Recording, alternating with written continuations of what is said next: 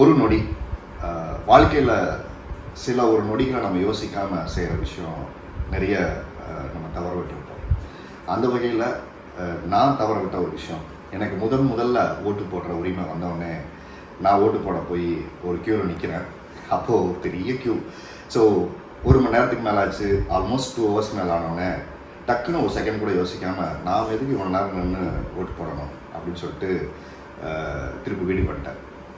அதுக்கப்புறம் எனக்கு விவரம் தெரிஞ்சதுக்கப்புறம் யோசிக்கும் போது எவ்வளோ நேரம் ஆனாலும் நாம் நின்று வாக்கு செலுத்துறது நம்மளுடைய ஜனநாயக கடமை.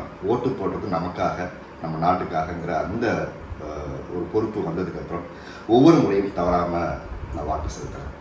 இந்த மாதிரி ஒவ்வொரு நொடிகளில் நாம் தவற விட்ட நிறைய விஷயங்கள் இருக்கும். அது சரி பண்ணிக்கிறதுக்கான வாய்ப்பு திரும்ப அடுத்த ஒரு நொடி நமக்கு கிடைக்கும். அந்த வகையில் இந்த தேர்தலில் உங்களுடைய ஜனநாயக கடமையை ஒரு நொடி யோசிச்சு நீங்கள் செய்யணும்.